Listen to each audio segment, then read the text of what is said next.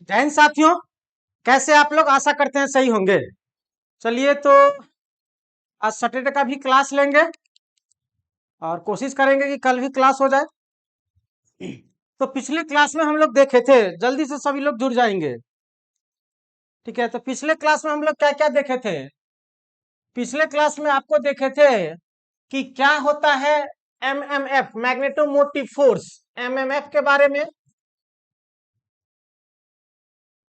और क्या होता है मैग्नेटिक फोर्स, चुंबकीय बल देखे थे। उसके बाद मैग्नेटोमोटिव फोर्स एमएमएफ, उसके बाद देखे थे रिलक्टेंस। क्या देखे जी?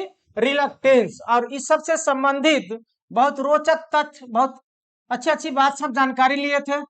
आज हम लोग क्या पढ़ेंगे? रिलक्टिविटी और क्या जी? Specific reluctance. रिलक्टिविटी और क्या जी? Specific reluctance. जो लोग चैनल पे नए हैं वो क्या कर लेंगे जी? चैनल को सब्सक्राइब कर लेंगे और बेल आइकन दबा के रखेंगे, जिससे आपको आने वाले वीडियो का नोटिफिकेशन क्या जी? डेली मिलता रहे। तो हम लोग क्या देखे थे? हम लोग एमएमएफ पढ़े थे।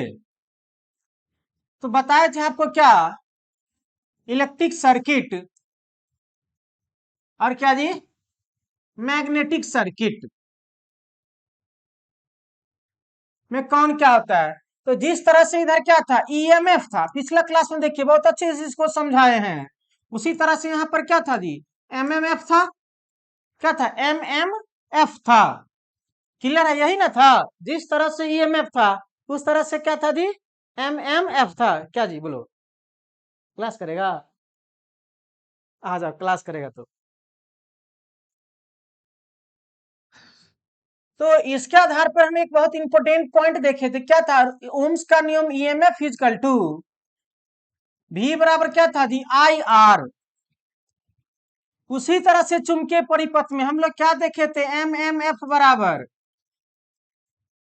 एन आई कल टू क्या देखे थे? आई फाइव बताए थे, याद रखने का तरीका आई फाइव। तो क्या जी? फाइव। और रिलक्टेंस क्या होता था जी? एस होता था। रिलक्टेंस क्या होता था जी? एस होता था।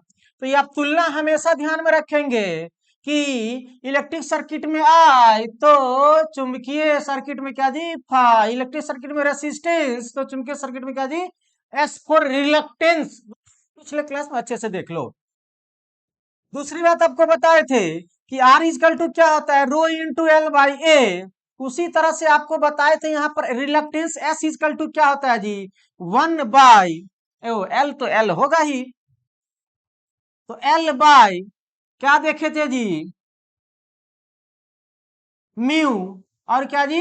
छोटका ए दिए थे, क्रॉस सेक्शनल एरिया ए थे, इसी को लिखते थे L by mu naught mu R और क्या जी? ए। क्लियर है? इस तरह से आप यहां से एक अलग से फॉर्मूला क्या देखे थे? N I is equal to five S. तो अब एस इजकल टू क्या फाइव इजकल टू कर सकते हैं? एस इजकल टू एस क्या हो जाएगा? एन आई और बाई क्या जी?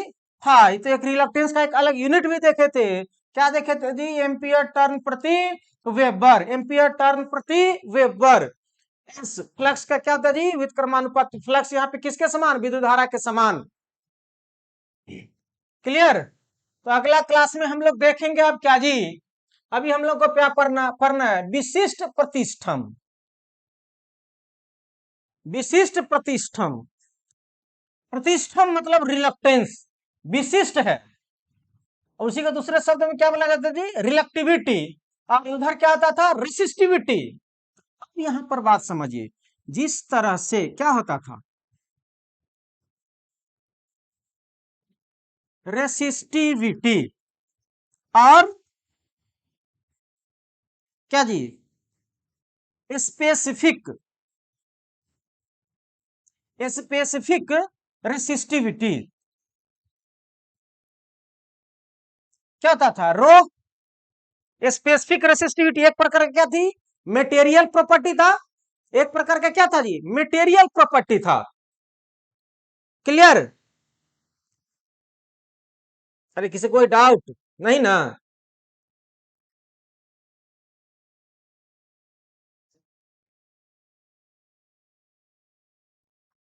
तो इसी तरह से इसमें क्या हो जाएगा आपका रिलक्टिविटी,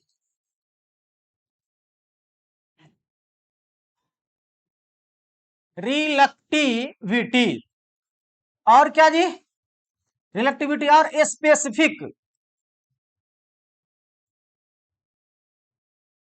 स्पेसिफिक रिलक्टेंस। अब खुद बताइए, यह एक प्रकार का मटेरियल प्रॉपर्टी है, तो यह पर भी एक प्रकार क्या जी, मटेरियल प्रॉपर्टी है। क्लियर, किसी को डाउट नहीं होना चाहिए। कहिए आप लोग रेसिस्टिविटी, और इसी में आप लोग पढ़े थे कंडक्टिविटी, पढ़े थे ना जी कंडक्टिविटी, पढ़े ही होइएगा। कंडक्टिविटी तो क्या देखे थे, sigma is equal to 1/ρ, sigma is equal to 1/ρ। तो इसी तरह से हम लोग यहां पर भी क्या करेंगे जी, वहां था परमेबिलिटी मतलब क्या करना जी, पास करना, परमेबिलिटी मतलब क्या जी, पास करना। तो उसी तरह से यहाँ पर इलेक्टिविटी क्या हो जाएगा जी, 1/सिग्मा के इक्विवेलेंट आपका क्या हो जाएगा जी, परमेबिलिटी। यानी रिलक्टिविटी हम लोग कह सकते हैं, रिलक्टिविटी हम लोग कह सकते हैं एक प्रकार का यह विरोध करता है, BIT रिलक्टिविटी विरोध करता है। हम कह सकते हैं कि परमेबिलिटी का क्या होता है जी, उल्टा होता है। या पास करने वाला है उसका क्या करता है जी, विरोध करता है। या पास करने वाला उसका क्या करता है जी, विरोध करता है। क्लियर, जब हम आपको शुरू में परमेबिलिटी के बारे में बताए भी नहीं थे और यह कहते कि म्यू नॉट का वैल्यू आप लोग बताए थे क्या जी, 4 पाई गुने 10 के पावर में -7, 10 के पावर -7 हेनरी पर मीटर है यूनिट। म्यू नॉट का वैल्यू उस समय बताए थे जब हम लोग पढ़ रहे थे कि चुंबकीय बल, तब म्यू नॉट इक्वल टू 4/10 के पावर -7 हेनरी पर मीटर। तो जब यह इसका उल्टा है रिलक्टिविटी, अब कहिए रिलक्टिविटी जब इसका उल्टा है, रिलक्टिविटी क्या है आपका 1/म्यू है, और म्यू को हम लिख सकते हैं 1 क्या जी, mu naught into mu R. अब म्यू आर का कोई मात्रक होता नहीं, दो समान राशियों का अनुपात होता है। तो अब कहो 1 में, अब कहो म्यू नॉट का यूनिट क्या था जी, 4 पाई गुने 10 के पावर -7 हेनरी पर मीटर। तो बट्टे में हेनरी और पर मीटर, तो मीटर ऊपर चला जाएगा, मीटर प्रति हेनरी। यह एक इंपॉर्टेंट पॉइंट याद रखेगा, क्या, रिलक्टिविटी का यूनिट, रिलक्टिविटी का यूनिट, रिलक्टिविटी का यूनिट। क्लियर, रिलक्टिविटी का यूनिट। अब क्या है रिलक्टिविटी जान लीजिए, किसी चुंबकीय पदार्थ के निरपेक्ष चुंबकशीलता, निरपेक्ष चुंबकशीलता, क्लियर है, निरपेक्ष चुंबकशीलता क्या बन गया है, म्यू नॉट के व्युत्क्रम को, के व्युत्क्रम को क्या बोलते हैं जी, प्रतिष्ठम्भ या विशिष्ट प्रतिष्ठिता होगा, प्रतिष्ठिता यहां लगा दो, प्रतिष्ठिता या विशिष्ट प्रतिष्ठम्भ कहते हैं, या क्या बोलते हैं उसको, विशिष्ट प्रतिष्ठम्भ कहते हैं। किसके व्युत्क्रम, म्यू नॉट।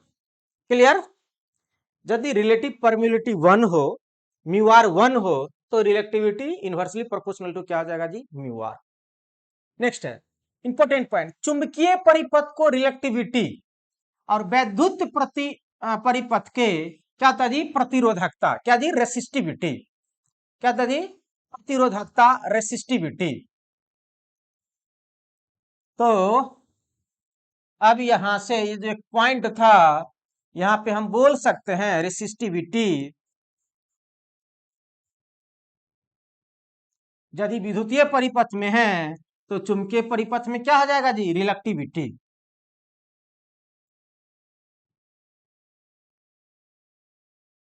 लेकिन मेरा मोटिव यहां पे इसका समझने का मतलब क्या, अब यह रिलेक्टिविटी पढ़े, ठीक है, रिलक्टेंस पढ़े, तो इसका मतलब क्या समझे, तो समझे यह, यदि किसी पदार्थ का रिलेक्टिविटी अधिक है, देखो यहां पे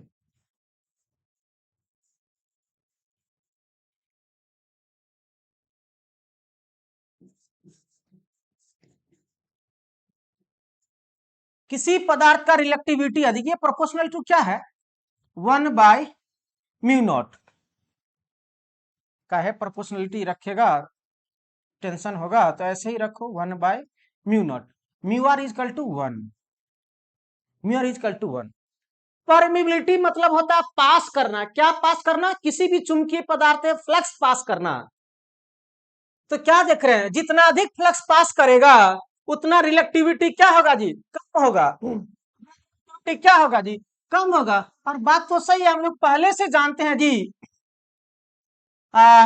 रेसिस्टिविटी। क्या जी, हम लोग पहले से क्या जानते हैं जी, रेसिस्टिविटी। रेसिस्टिविटी का यदि हम लोग बात करते हैं, हम लोग क्या देखते थे कि यदि कोई मटेरियल से विद्युत धारा अधिक है, जैसे आप ले लो कॉपर, उसके बाद क्या ले लो जी, एल्युमिनियम। तो कॉपर और एल्युमिनियम में अधिक विद्युत धारा किससे पास करेगा, कॉपर से। यदि कॉपर से अधिक विद्युत धारा पास करेगा तो उसका रेसिस्टिविटी क्या होगा जी, कम होगा, रेसिस्टिविटी कम होगा। उसी तरह से यदि लोहा से विद्युत अधिक फ्लक्स पास कर रहा है, बहुत अधिक फ्लक्स पास कर रहा है, तो उसका रिलेक्टिविटी क्या होगा जी, कम होगा। उसका रिलेक्टिविटी क्या होगा जी, कम होगा। अब आपका एग्जाम्पल दे रहे हैं, अब हमें बताइएगा, क्वेश्चन पूछ रहे हैं, फिर वही लकड़ी वाला और लोहा वाला। अब है लोहा, ये समझाने के लिए, वैसे हम लोग तुलना करेंगे हमेशा मैग्नेटिक मटेरियल पदार्थ में। एक लोहा है और ये क्या है जी, लकड़ी है। किसका रिलेक्टिविटी अधिक या किसका कम, जल्दी से कोई हमें बताएगा। रिलेक्टिविटी, और ये भी दे रहे हैं रिलेक्टिविटी।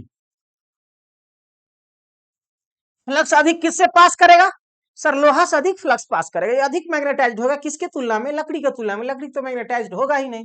तो रिलेक्टिविटी का बात करेंगे तो इसका रिलेक्टिविटी क्या होगा जी, कम होगा। क्यों, क्योंकि इससे अधिक फ्लक्स पास करेगा, और इससे क्या, इसका रिलेक्टिविटी क्या होगा जी, अधिक होगा। बात समझ में आई, बात समझ में आई।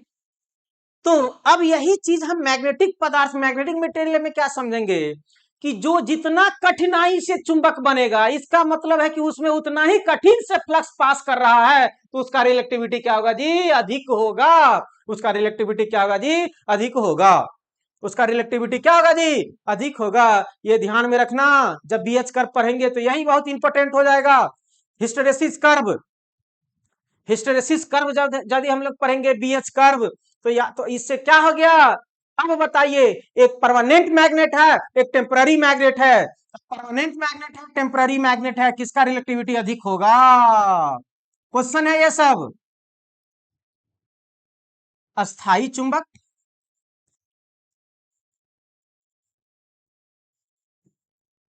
अस्थाई हो गया, चलो ठीक है।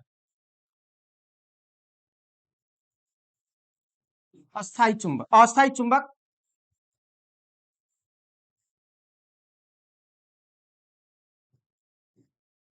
अरे समस्या आ रहा है। टेम्पररी, टेम्पररी मैग्नेट नहीं लिखा पा रहा है पूरा, ठीक है, तो इंग्लिश में ही शॉर्ट कर दे रहे हैं। टेम्पररी मैग्नेट और परमानेंट मैग्नेट। एक टेम्पररी मैग्नेट है, परमानेंट मैग्नेट है। अस्थाई चुंबक, हिंदी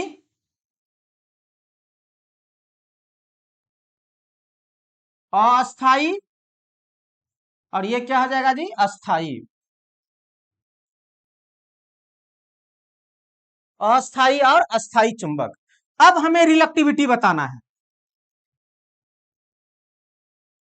जल्दी से कमेंट, रिलेक्टिविटी।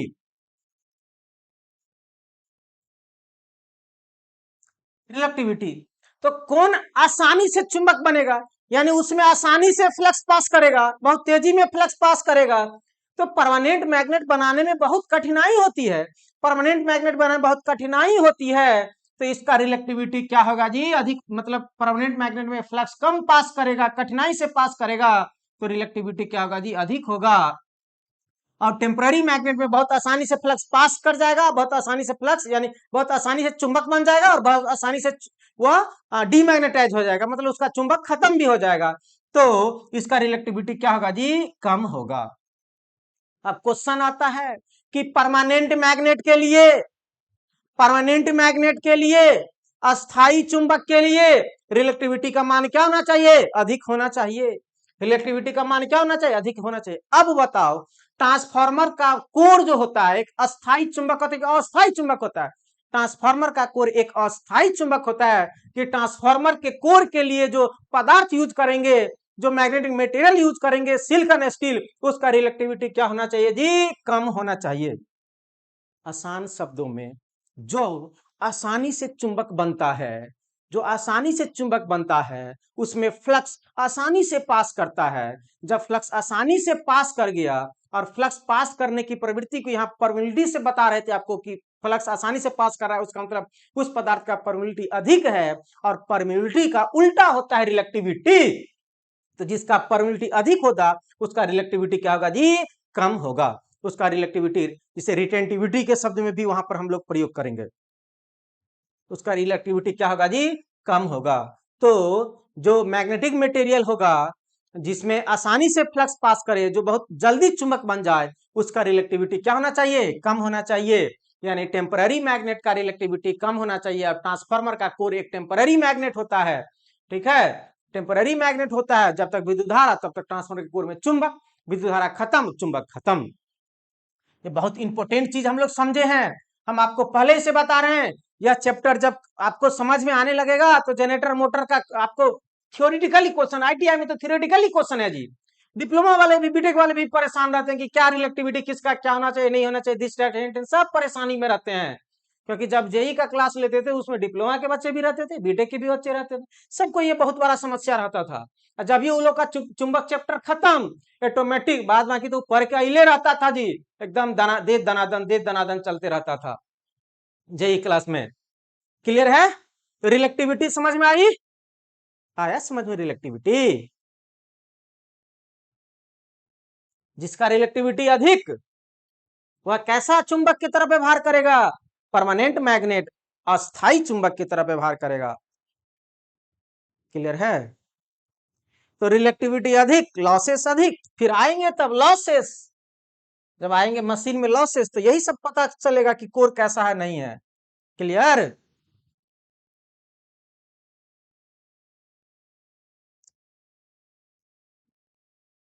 कौन बोला जी बेवफा सनम, बस गधा का। चलिए तो इतना पॉइंट हम देखें। अब क्या है जी, परमियंस। प्रतिष्ठम के विलोम को प्रवेशता कहते हैं। परमियंस, प्रतिष्ठम, प्रतिष्ठम के क्या जी, विलोम को प्रवेशता। परमियंस शब्द आया, प्रतिष्ठम, प्रतिष्ठम जानते हैं रिलक्टेंस, अभी जस्ट पर है ना जी। अब ध्यान में रखो रिलक्टेंस एस बराबर 1 बाई, सॉरी एल भूल जाते हैं बार बार जी, एल बाई क्या, म्यू नॉट, और क्या था जी, ए था। म्यू नॉट म्यू आर भी रह सकता है, ध्यान में रखना। आर जनरली म्यू आर का वैल्यू 1 होता है, ये था। अब ये याद रखेगा, पूरा लिख का है, तुम लोग का टेंशन लेगा। म्यू नॉट म्यू आर ए। अब ए क्या था, मैग्नेटिक कोर का क्रॉस सेक्शनल एरिया, ये वाला था ए।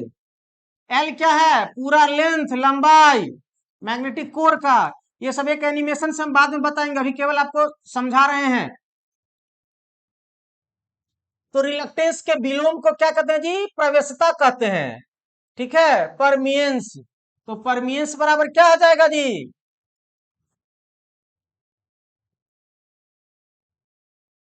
परमियंस बराबर क्या हो जाएगा, 1/, में आपका क्या, रिलक्टेंस। 1/, में क्या जी, रिलक्टेंस। 1/, में क्या जी, रिलक्टेंस। क्लियर है? अब इसका मात्रक क्या होगा जी, हेनरी। कारण क्यों, रिलक्टेंस का मात्रक क्या, प्रति हेनरी। अब देखो जी, कहीं रिलक्टेंस का शायद मात्रक आप लोगों का मिस हुआ ना। चलिए, अब यहां पे हम रिलक्टेंस का मात्रक बता दे रहे हैं, यूनिट। रिलक्टेंस का मात्रक, आपको आ जाएगा आसानी से एस इजकल टू एल बट्टे में क्या है म्यू नॉट म्यू आर और क्या जी A cross sectional area pi R square metre का मात्रक देख लो अब ये मीटर। अब आपको म्यू आर का कोई मात्रक होता है नहीं वैल्यू 1 होता है। म्यू नॉट का आपको कल ले बताए थे क्या जी 4 पाई गुने 10 के पावर -7 हेनरी पर मीटर। तो इसको लिख दो म्यू नॉट का हेनरी पर मीटर। म्यू आर का वैल्यू 1 होता है और क्रॉस सेक्शनल एरिया कितना जी मीटर स्क्वायर। यह 1 मीटर से मीटर खत्म और 1 मीटर से ए मीटर खत्म तो क्या जाएगा 1 बट्टे में हेनरी प्रति हेनरी। एक रिलक्टेंस का मात्रक लिख लो प्रति हेनरी भी होता है। रिलक्टेंस का मात्रक क्या होता है जी प्रति हेनरी भी होता है। रिलक्टेंस का मात्रक क्या होता है प्रति हेनरी भी होता है। तो इसी तरह से हम लोग क्या पढ़ रहे थे जी प्रवेश्यता। तो प्रवेश्यता यानी परमियंस का यदि आपको मात्रक पूछेगा यूनिट इसका यदि पूछेगा तो 1 बट्टा में रिलक्टेंस तो प्रति रिलक्टेंस का यूनिट का 1 बट्टा में हेनरी तो एक तो ये है और 1 बट्टा में क्या जी हेनरी तो हेनरी कहाँ चला जाएगा ऊपर चला जाएगा। तो परमियंस का यूनिट क्या हो गया जी हेनरी। अब देखो बहुत इंपॉर्टेंट कहाँ किसका मात्रक और हेनरी होता है इंडक्टेंस। वहां एक इंडक्टेंस का मात्रक हेनरी होता था यहाँ पर परमियंस का भी मात्रक क्या होता है जी हेनरी होता है यानी इक्विवेलेंट कह सकते हैं। इसका मात्रक हेनरी होता है। इसे वेबर प्रति एम्पियर टर्म में भी व्यक्त किया जाता है। कहा भाई इसे वेबर प्रति एम्पियर टर्म में भी व्यक्त करते हैं क्यों नहीं जी परमियंस किसका रिलक्टेंस का उल्टा है। परमियंस किसका रिलक्टेंस का उल्टा है। तो हम लोग तो एक चीज जानते हैं एमएमएफ एनआई एमएमएफ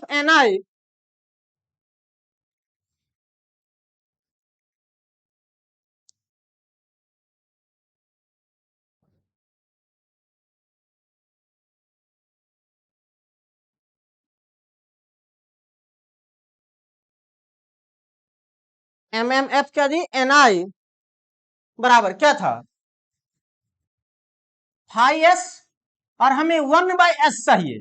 परमियंस के लिए क्या चाहिए 1/s चाहिए तो इसको इधर ले आओ तो 1/s इजकल टू 5 बट्टे में क्या हो जाएगा एनआई और 1/s को ही क्या बोलते हैं परमियंस।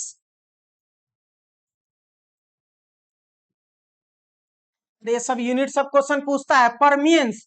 तो फाई का मतलब क्या होता है वेबर और एनआई का मतलब क्या होता है एम्पियर टर्न। अरे I for ampere N for turn NI मतलब 80 एम्पियर टर्न। तो क्या मात्रक देखे परमियंस का होता है वेबर प्रति एम्पियर टर्न और दूसरा मात्रक क्या जी हेनरी। दूसरा मात्रक क्या जी हेनरी। इसे इसमें भी व्यक्त कर सकते हैं हम लोग। तो प्रवेश्यता यदि पूछ दे किसी क्वेश्चन में तो इस फॉर्मूला से निकाल सकता है।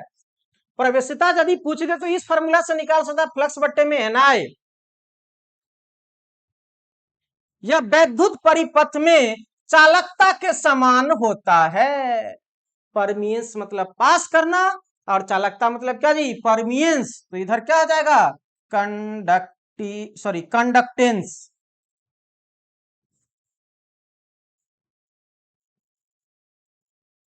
कंडक्टेंस मतलब जी यानी कहने का मतलब यह हुआ अरे हम लोग तो ये पहले से ना जानते हैं जी कंडक्टेंस जी बराबर 1/r। चलो थोड़ा कलर चेंज कर दे रहे हैं।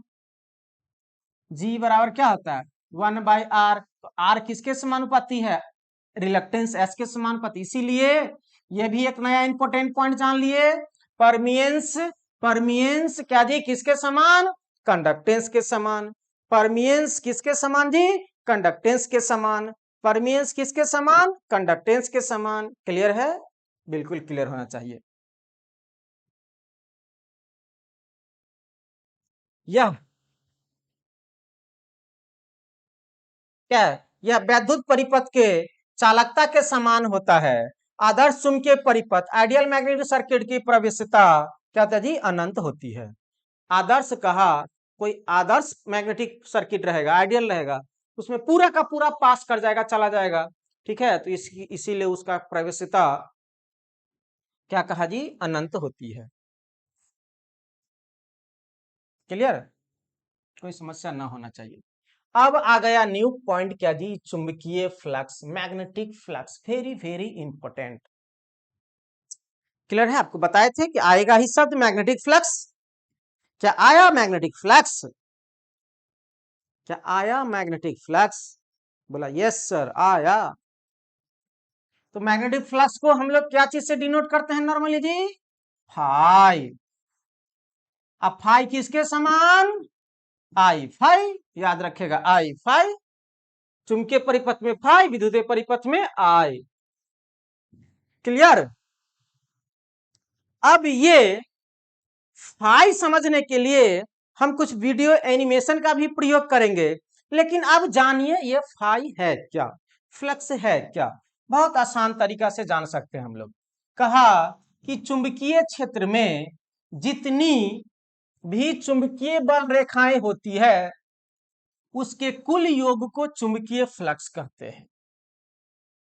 कहा मैग्नेटिक फील्ड, आपको मैग्नेटिक फील्ड के बारे में बताए थे कि चुंबकीय बल रेखा जहां तक अपना प्रभाव डालता है, मैग्नेट जहां तक अपना प्रभाव डालता है, इफेक्ट डालता है, यदि यहाँ पर एक मैग्नेट है, इसके चारों ओर जहां कहीं भी किसी चुंबकीय पदार्थ को, लोहा को रखने से यदि वह मैग्नेट की ओर आकर्षित होगा तो वह पूरा क्षेत्र क्या कहलाएगा जी, चुंबकीय क्षेत्र कहलाएगा, मैग्नेटिक फील्ड कहलाएगा।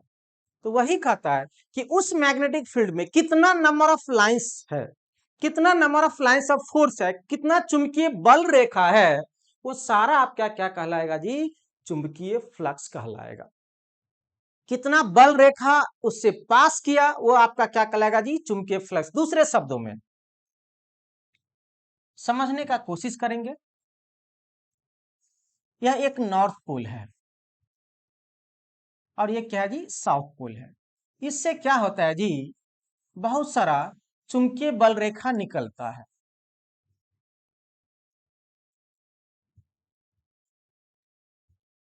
ठीक है, बहुत सारा चुंबकीय बल रेखा निकलता है नॉर्थ से साउथ की ओर। अब यह चुंबकीय बल रेखा किसी सरफेस से, यह सरफेस है, सतह, तो जितना चुंबकीय बल रेखा इस सरफेस से पास कर गया, जितना चुंबकीय बल रेखा इस सरफेस से पास कर गया वो सारा क्या कहला गया जी, आपका फ्लक्स कहला गया, यूजफुल फ्लक्स हो गया ये। क्लियर, इससे भी आपको समझ में नहीं आया तो चलिए फ्लक्स होता क्या है वह जान लेते हैं। आपका बात मानते हैं, इससे भी आपको फ्लक्स समझ में नहीं आया तो किससे समझ में आएगा। चलिए अब देखिए फ्लक्स कैसे हम लोग समझते हैं। फ्लक्स होता क्या है, जितना चुंबकीय बल रेखा है उतना चुंबकीय बल रेखा को आप क्या कर दीजिए, गिन दीजिए। क्या करेंगे जी, गिन देंगे।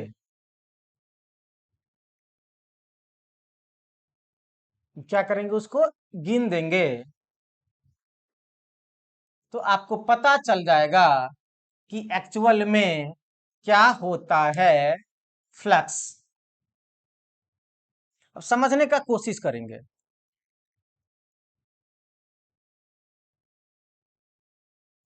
ये आपको दिखाई दे रहा है मैग्नेटिक फील्ड डेंसिटी, या बी आपको है। क्लियर, हमें समझना है क्या जी, मैग्नेटिक फ्लक्स। क्लियर है, सबको दिखाई दे रहा है, दिखाई देना चाहिए आई थिंक। ये लाइन पास कर रहा है, अब इस लाइन को आप क्या लाइन समझेंगे, जिस तरह से चुंबक के नॉर्थ साउथ से जो लाइन पास कर रहा था वो लाइन इसको समझे। क्लियर, अब हम लोग चुंबकीय फ्लक्स समझने का कोशिश कर रहे हैं। अब इसमें क्या किए ना, एक सरफेस रख दिए।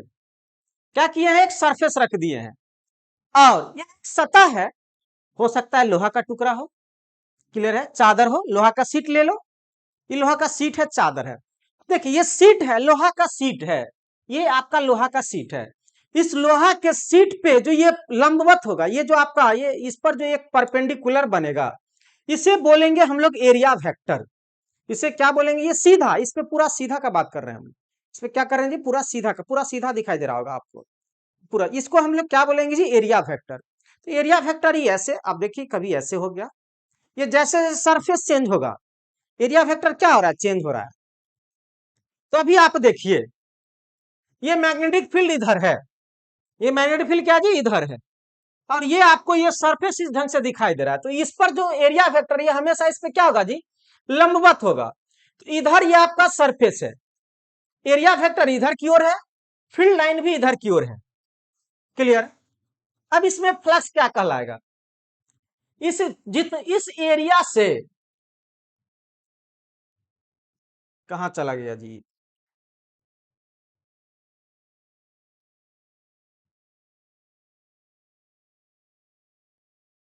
इस एरिया से जितना फ्लक्स पास करेगा, कितना पास किया गिनो, 1 2 3 4 5 6, ये जो टोटल 6 फ्लक्स है, ये टोटल जो 6 लाइन है ये सब मिला करके क्या कहलाएगा जी, फ्लक्स कहलाएगा। ये क्या कहलाएगा जी, फ्लक्स। तो ये संख्या हुआ ना जी, number of lines of field का क्या होगा, टोटल लाइन को गिन दो। अरे गिना जी, कितना पास किया है, 6 गो पास किया। तो जब ये 6 गो पास कर गया तो संख्या है। अब बताओ संख्या एक सदिश राशि क्या अदिश राशि, बोले सर संख्या तो एक अदिश राशि होता है।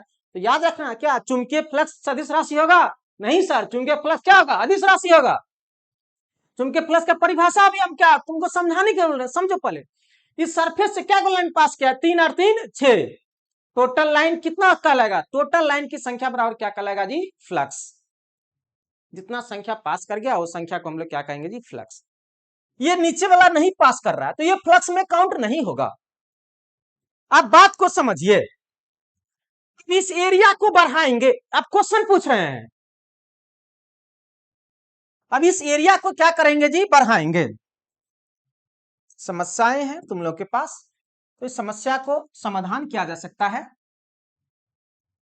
और यह चुंबकीय क्षेत्र का गुण होता है, या चुंबकीय क्षेत्र का गुण इसे फाइव किया जाता है, इसका ऐसा मतलब वेबर होता है, यह एक स्केलर क्वांटिटी है। ये सब बात हो गया, अग्रम बग्रम दिस डेट हेन टेन।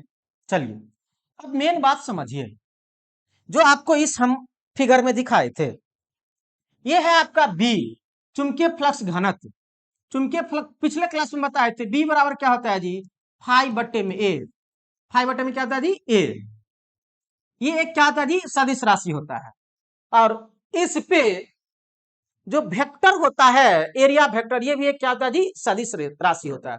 और दो सदिश का अदिश गुणनफल आप लोग जानते हैं, तो दो सदिश का अदिश गुणनफल क्या होता है जी, फाई बराबर क्या होता है, बी ए कॉस थीटा, यही ना होता है जी, फाई बराबर बी ए कॉस थीटा। यहां फ्लक्स बराबर एक फॉर्मूला देखिए, बी ए कॉस थीटा, एक्चुअली में इसका मैग्नीट्यूड इसका मैग्नीट्यूड ये होता है एक्चुअल में।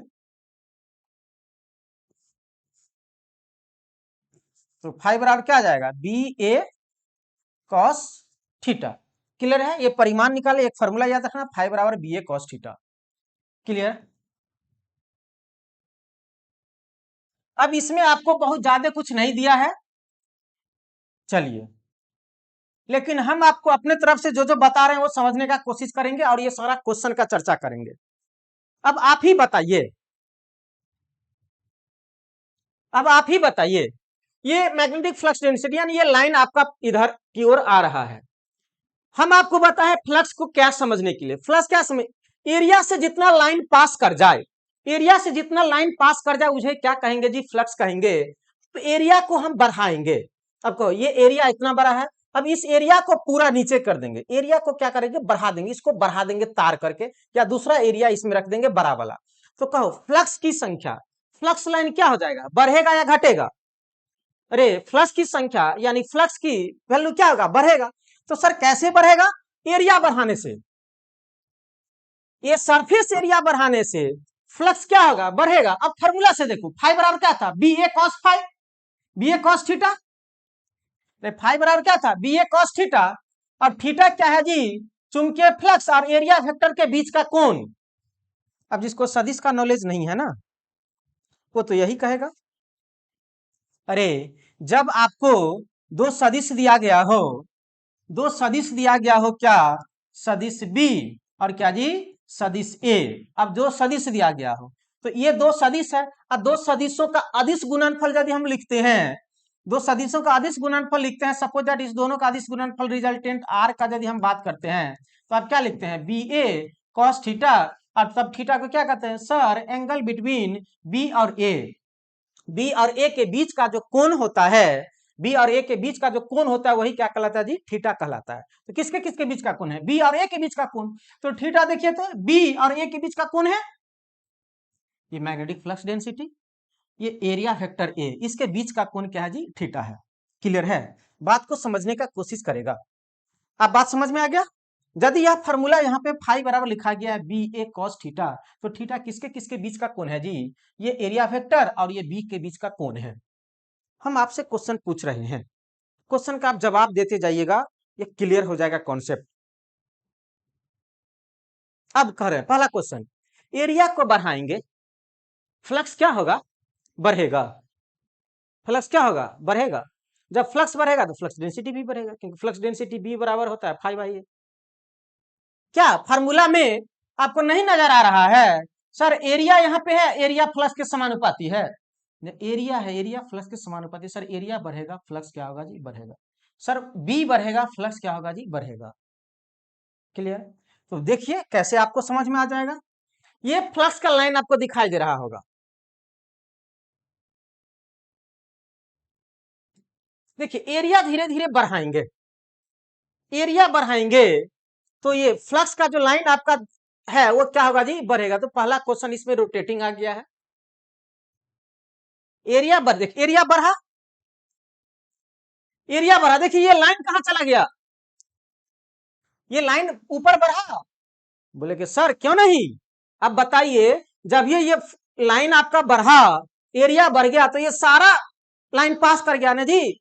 अब गिनो कितना लाइन है, 3 3 6 3 9 3 12, तो फ्लक्स क्या हो जाएगा, बढ़ जाएगा। यानी जो लाइन है जो सरफेस से पास कर जाता है वही आपका क्या कहलाता है जी, फ्लक्स कहलाता है। पहला पॉइंट, एरिया बढ़ने से फ्लक्स क्या होगा जी, बढ़ेगा। एरिया बढ़ने से क्या होगा आपका जी, फ्लक्स बढ़ेगा। क्लियर। जो आपका फ्लक्स एरिया होगा, कोर का मटेरियल का वैल्यू यदि बढ़ा देंगे तो फ्लक्स क्या होगा जी, बढ़ेगा। अब याद कीजिए पिछला क्लास, पहला क्लास, सर तार की मोटाई ज्यादा, कुछ नहीं, तार की एक आयरन है आपके घर में, एक आयरन है जिससे आप कपड़ा आयरन करते हैं, एक बल्ब है, एक बल्ब जलाने वाला एक पतला तार होता है और आयरन का मोटा तार होता है। अब बताइए बल्ब वाला तार से विद्युत धारा पास करेगा या जो आयरन का मोटा तार है उससे अधिक विद्युत धारा पास करेगा। तो कहेंगे सर आयरन का जो मोटा तार होता है उससे अधिक विद्युत धारा पास करेगा। तो बताए थे कि विद्युत धारा मतलब पानी का प्रवाहित होना, तो मोटा तार मोटा पाइप ज्यादा पानी। अरे भाई तो यहां पर आपको बताया है ना जी, फ्लक्स आई फाई, फाई किसके बराबर, आई के बराबर। जब एरिया बढ़ा फाई बढ़ा तो वहां पर भी तो एरिया बढ़ता था तो विद्युत धारा बढ़ता था। मोटा कंडक्टर मोटा चालक ज्यादा विद्युत धारा पास करेगा। क्लियर है, मोटा कंडक्टर मोटा चालक ज्यादा विद्युत धारा पास करेगा। किसी को कोई डाउट, किसी कोई समस्या तो बोलेंगे। अब आपसे क्वेश्चन पूछ दे रहे हैं हम, क्या जो अभी जस्ट देखे थे,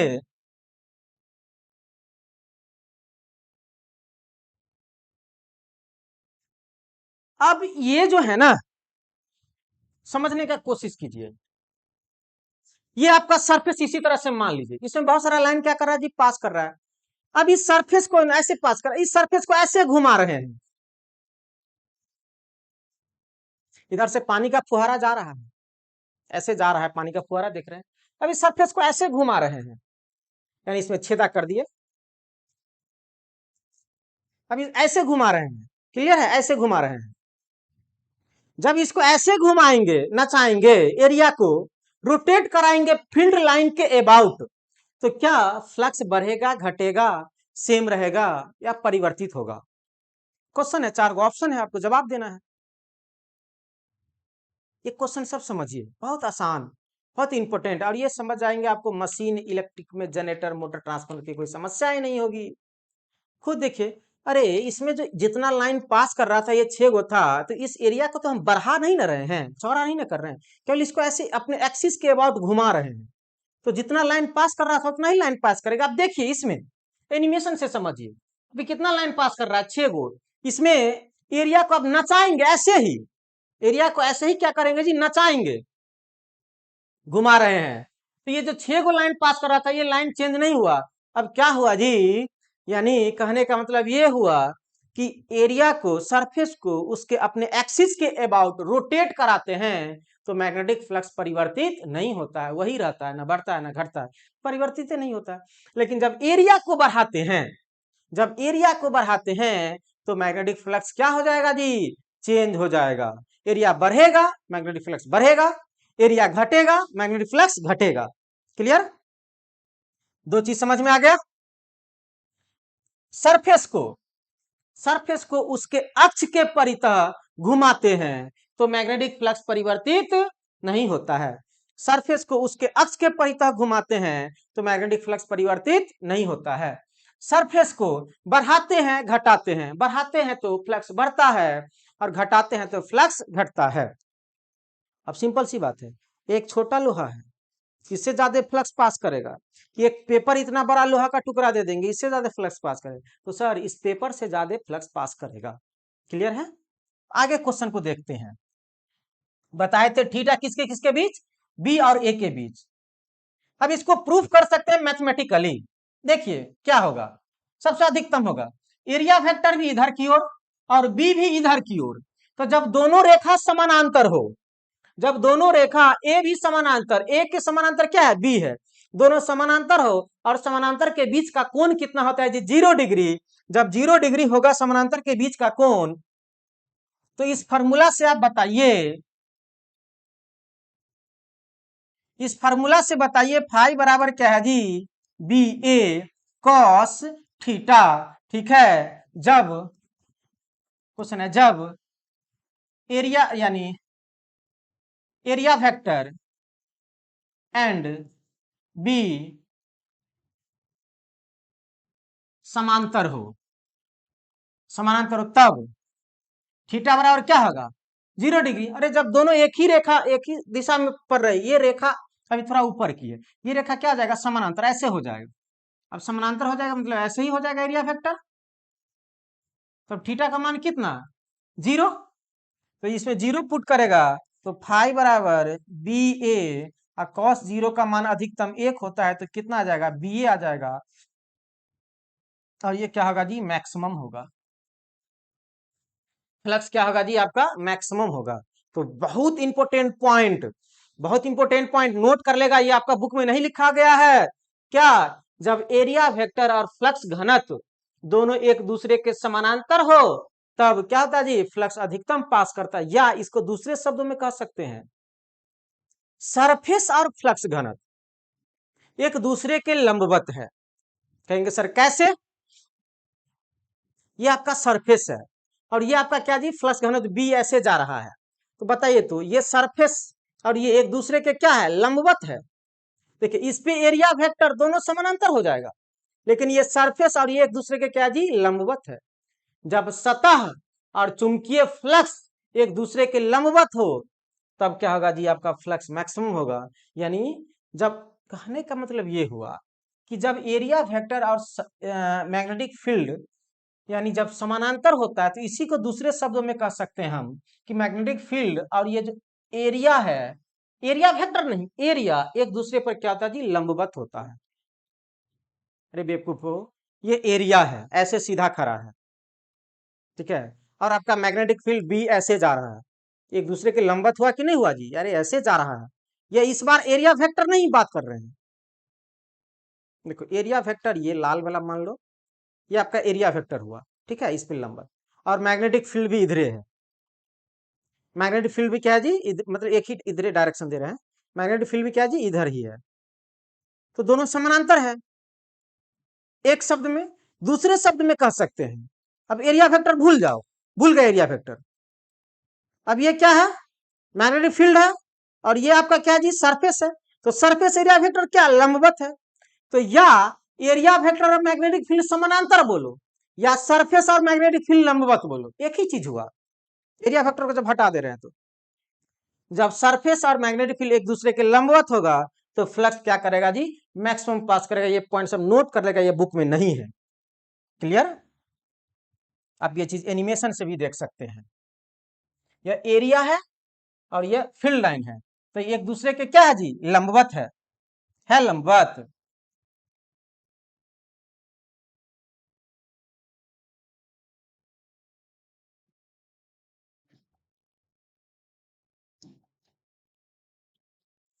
अरे ये आपका हो गया क्या, बी, और ये आपका हो गया एरिया।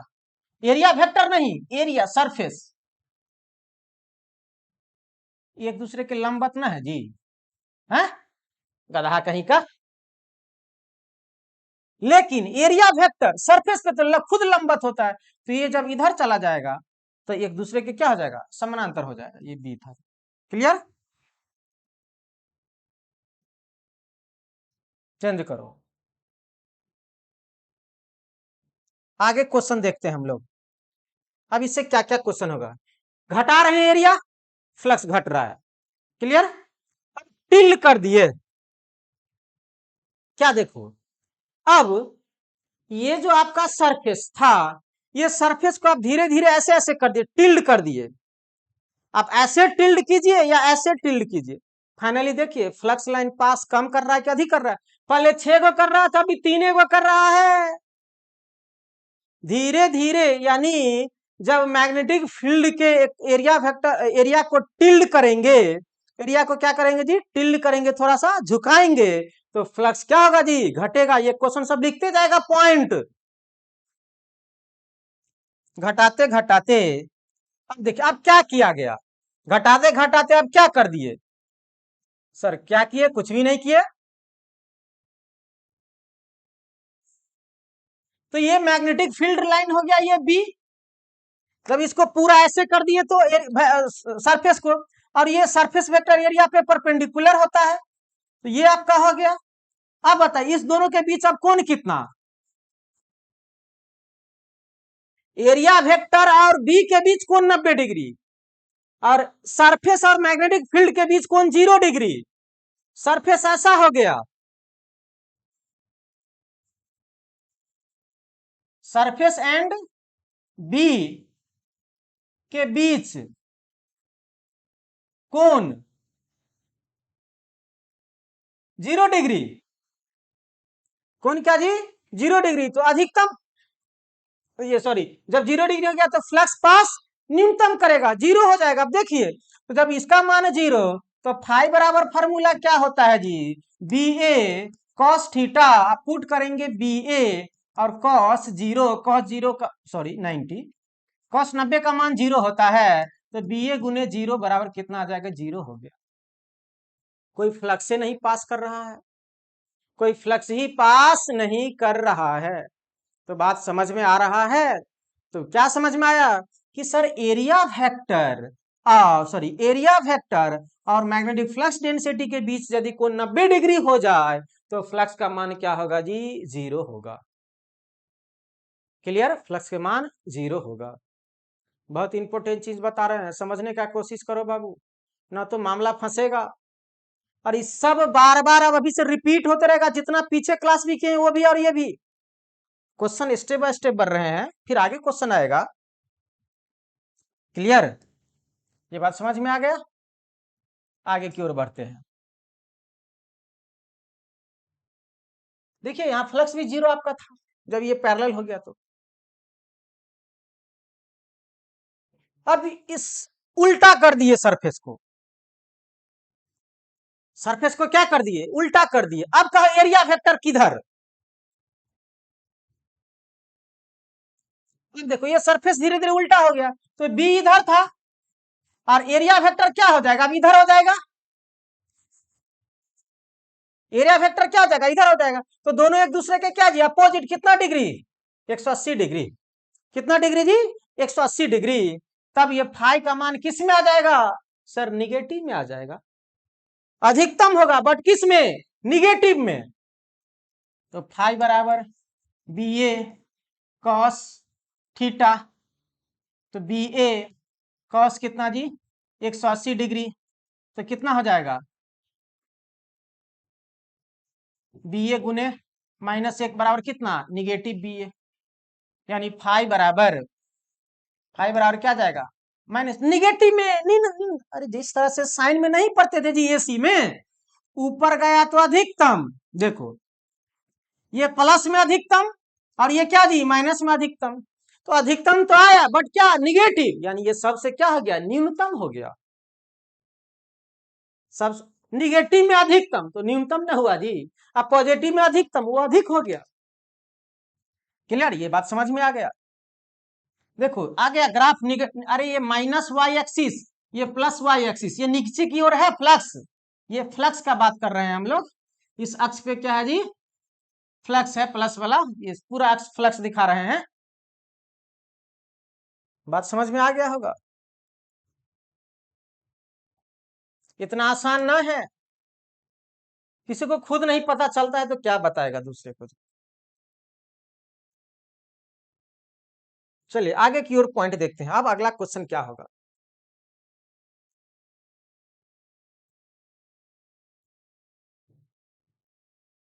चला जाए,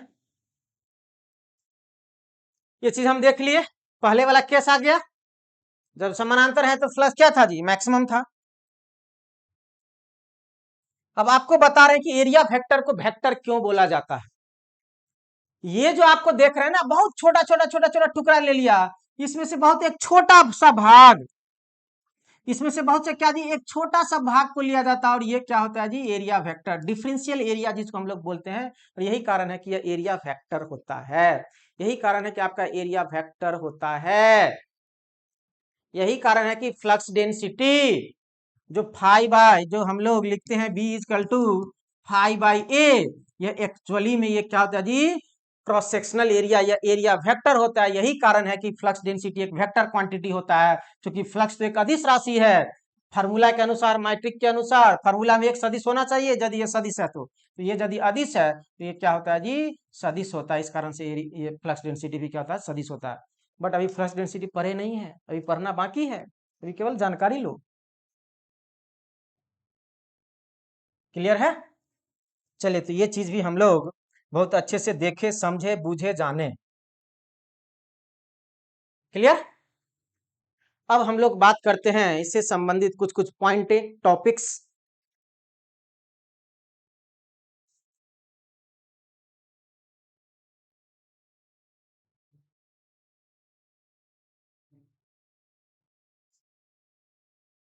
क्लियर है,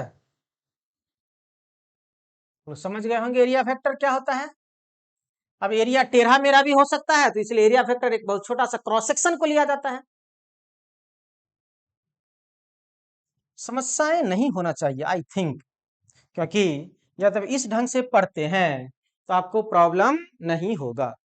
तो सारे कुछ कंक्लूजन क्या निकला, यह चुंबकीय क्षेत्र का गुण होता है, एक फ्लक्स एक प्रकार चुंबकीय क्षेत्र का गुण होता है, इसे फाई से सूचित किया जाता है, तो फ्लक्स का ऐसा मात्रा क्या होता है जी वेबर होता है, ऐसा मात्रा क्या होता है जी वेबर होता है, और सीजीएस कोई सीजीएस नहीं बताएगा। मैक्सवेल बेवकूफ गधों में गधा, मैक्सवेल सीजीएस, सीजीएस क्या होता है जी मैक्सवेल यूनिट किसका फ्लक्स का, फ्लक्स एक सदिश राशि है, बट फ्लक्स घनत्व क्या जी आई फाई याद रखेगा जी, फाई समानुपाती चुंबकीय परिपथ में फाई, तो विद्युतीय परिपथ में क्या जी आई, ये सब हम डिस्कस किए हैं पिछले क्लास में भी। तो यही फॉर्मूला था आपका क्या जी फाई बराबर बी ए कॉस थीटा, थीटा किसके किसके बीच एंगल फ्लक्स डेंसिटी और एरिया वेक्टर ए के बीच का कोण है। तो एक चीज याद रखिएगा आप लोग, बहुत इंपॉर्टेंट पॉइंट अभी हम पढ़ने जा रहे हैं, बहुत अच्छी चीज पढ़ने जा रहे हैं। आई फाई होता है, आई फाई होता है तो फाई समानुपाती आई फाई होता है तो फाई समानुपाती क्या जी आई, एक फॉर्मूला पढ़ रहे हैं फाई समानुपाती आई। टाइम ज्यादा हो गया, चलो ठीक है थोड़ा सा देख लेते हैं। देखो तो फाई है समानुपाती आई है, क्योंकि चुंबकीय परिपथ में फाई विद्युतीय परिपथ में आई, जब एक समानुपाती का चिन्ह हटता है तो एक नियतांक आता है एल, इस नियतांक का नाम है क्या जी L inductance, L is equal to क्या जी इंडक्टेंस, सेल्फ इंडक्टेंस बोलते हैं इंडक्टेंस, इंडक्टेंस। Clear, inductance. अब यहां से कहो सर क्या होगा, तो एल बराबर यहां से लिखेंगे, क्या जी, एल बराबर यदि लिखेंगे, क्या लिखेंगे सर, एल बराबर लिखेंगे सर फाइव बट्टे में आई। एल बराबर क्या लिखेंगे सर, फाइव बट्टे में आई। अरे इसी को आगे पीछे कर दिए, तो फाइव बट्टे में जब आई लिखेंगे, लेकिन फ्लक्स जो है वो नंबर ऑफ टर्न जितना अधिक होगा, फेरों की संख्या जितना अधिक करेंगे, तो क्या होगा जी, फ्लक्स का मान भी बढ़ेगा। तो ये फ्लक्स का मतलब क्या है जी, ये एक है, पीछे में क्या जी, एक है। अंडरस्टैंड, तो एक अंडरस्टूड में, तो एक नहीं लेकर के हम लोग क्या ले लेंगे, एन। ये क्या हो जाएगा जी, एन फाइव। एन फाइव बट्टे में आई, कहेंगे सर ऐसा क्यों लिखे आप, एन फाइव बट्टे में आई। तो देखो नंबर ऑफ टर्न जितना बढ़ाएंगे, नंबर ऑफ टर्न जितना बढ़ाएंगे उतना ही क्या होगा जी, फ्लक्स, मैग्नेटिक फ्लक्स बढ़ेगा। इसीलिए हम इसमें एन टर्न, एन एक भी हो सकता है, तो यदि अंडरस्टूड एक के लिए लेंगे तो एन एक रहेगा, दो तीन चार इस तरह से बढ़ाते जाएंगे, नंबर ऑफ टर्न फेरों की संख्या से गुना कर दिए हैं, और कुछ नहीं हम किए हैं। क्लियर है, कुछ हम फार्मूला लिखना चाह रहे हैं इसीलिए, किसको डाउट तो बोलेगा।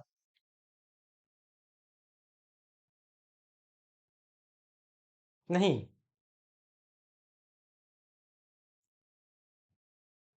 दूसरा हम लोग जानते हैं फार्मूला पहले से, एन आई बराबर यानी एम एफ बराबर, अभी पीछे जस्ट पढ़े हैं, एम एम एफ बराबर यानी एन आई बराबर क्या जी, फाइव एस। अरे यही ना पढ़े थे जस्ट,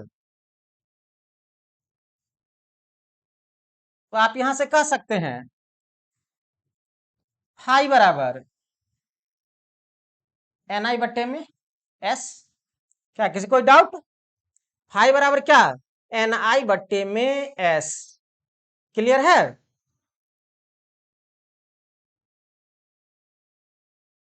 फाइव बराबर एन आई बट्टे में एस। तो यहां से जब हम फाइव बराबर एन आई बट्टे में, सॉरी, एन आई बट्टे में एस लिखे हैं, और एस बराबर अभी जस्ट बढ़ा चुके हैं आपको, एल बट्टे में mu naught, mu naught mu R, और क्या था जी, ए था।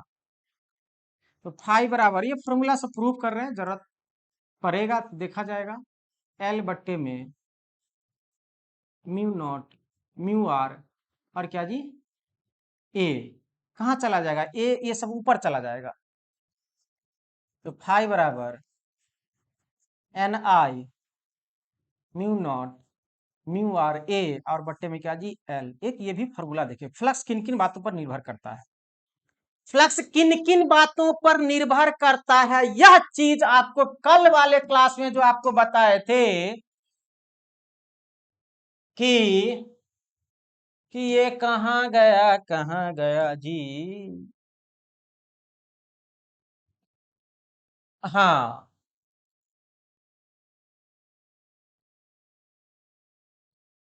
देखिए, कोर में नियोजित फ्लक्स घनत्व किन किन बिंदुओं पर निर्भर करता है, क्योंकि फ्लक्स घनत्व होता है आपका बीजगणित फाइव बाई ए, तो फाइव यदि डिपेंड करेगा तो बी भी डिपेंड, देखिए बताए थे, धारा का मान, चुंबकीय कोर का पदार्थ, कोर की लंबाई, कोर के अनुप्रस्थ काट का क्षेत्रफल। तो अभी जस्ट हम लोग क्या लिखे हैं, वहां फॉर्मूला देख लेना, फाइव बराबर क्या था, N I mu naught mu R A, और बट्टे में क्या था, एल। ये फॉर्मूला आया था वहां, अभी निकाले थे फॉर्मूला। तो देखिए एन, देखो धारा का मान आ गया, धारा का मान, चूंकि प्लस का कोर, कोर आ गया आपका ए, पदार्थ, कोर पदार्थ आ गया आपका म्यू नॉट म्यू आर, ये सब, कोर की लंबाई एल आ गया, कोर के अनुप्रस्थ काट का क्षेत्र, सॉरी कोर के अनुप्रस्थ काट का क्षेत्रफल ए है ये वाला, और कोर का पदार्थ आपका क्या हो जाएगा, म्यू नॉट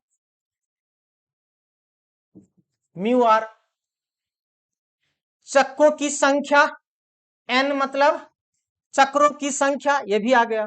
ये चीज सब देखे थे, तो आपको बताए थे कि धीरे धीरे आप जो है ना, जो कहते हैं केवल उतना ध्यान में रखिए, उसके बाद सबको मिक्सअप करेंगे हम।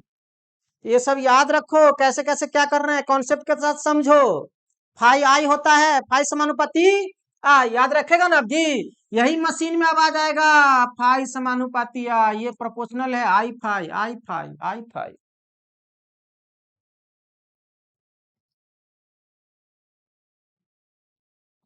यही हम लोग देख रहे थे ना जी। चलो तो ये सब आपको हम बहुत कुछ कर दिए। फाई क्या है, कुल फ्लक्स, एन क्या है, कुल चक्कों की संख्या, नंबर ऑफ टर्न, आई क्या है, धारा एम्पियर में, एस क्या है, रिलक्टेंस, म्यू नॉट है निरपेक्ष चुंबकशीलता, म्यू आर है आपेक्षिक चुंबकशीलता, ए है चुंबकीय पथ का अनुप्रस्थ, काट का क्षेत्रफल वर्ग मीटर स्क्वायर में, एल है चुंबकीय पथ की लंबाई। इस पर न्यूमेरिकल बनाएंगे। अगले क्लास में इससे संबंधित हम कुछ क्वेश्चन बनाएंगे और क्या क्या हम लोग पढ़े, क्या किए नहीं किए। ठीक है, तो ये सारा चीज ध्यान में रखेंगे। ऐसे ऐसे हम लोग और टर्म अभी पढ़ेंगे और ये सारे चीज का कॉन्सेप्ट और क्लियर होगा जब इसका एक और एनिमेशन देंगे। और एनिमेशन के साथ क्योंकि हमें बहुत पॉइंट समझाना रहेगा, इसीलिए हम आपको पहले धीरे धीरे करके एक एक पॉइंट बता रहे हैं। जब तक ये पॉइंट सब पढ़े नहीं रहेंगे तब तक आपको बीएच कर्व नहीं समझ में आएगा। ठीक है, फिर मैग्नेटिक परिपथ समझेंगे, क्योंकि और पॉइंट अभी पढ़ना बाकी है। देखिए, चुंबकीय फ्लक्स घनत्व, यानी अब पढ़ेंगे मैग्नेटिक फ्लक्स डेंसिटी, इसके बारे में फिर जानेंगे। उसके बाद चुंबकीय क्षेत्र की तीव्रता, मैग्नेटिक फील्ड इंटेंसिटी, सब बाकी ही है। ना लीजिए चुंबकीय ध्रुव, मैग्नेटिक पोल, इकाई चुंबकीय ध्रुव, यूनिट मैग्नेटिक पोल, आएगा टर्म, सब टेंशन ना लो। अब देखो बाकी है चुंबकशीलता या परगामिता, परमिबिलिटी। जब ये पढ़ेंगे तो फिर पिछला वाला पूरा रिकॉल करेंगे, ऑटोमेटिक समझ में आने लगेगा। क्लियर बा? बीएच कर्व इससे संबंधित आएगा। चलिए आज का क्लास यही रखने देते हैं, सैटरडे का भी क्लास ले लिए, बहुत अच्छी बात हुआ। कल संडे को भी क्लास, चूंकि 2 दिन तबियत सही नहीं था, कमेंट उमेंट पे हम कोई ध्यान नहीं दिए हैं, हमसे कोई मतलब नहीं रखे हैं, क्योंकि थ्योरी बताना था और जो जो पूछना था आप लोग जवाब दे नहीं पाते, इसीलिए। अब जब ये सब हम लोग समझेंगे ना तो बहुत मजा आएगा। ठीक है, जबरदस्त मजा आएगा। अब क्रॉस सेक्शनल एरिया, ये बात समझ में आएगा कि अरे सर क्रॉस सेक्शनल एरिया यदि बढ़ाइएगा तो फ्लक्स का मान क्या होगा जी, बढ़ेगा बढ़ेगा बढ़ेगा। वही क्षेत्रफल न पे घुमा रहे थे, क्षेत्रफल को बड़ा कर रहे थे, तो एरिया क्या होगा जी, बढ़ेगा बढ़ेगा बढ़ेगा बढ़ेगा। क्लियर बा? बिल्कुल क्लियर बा। ठीक है, चलिए बहुत बहुत धन्यवाद, गुड नाइट। देखते हैं कितना इंटरेस्टिंग क्लास हो पाता है।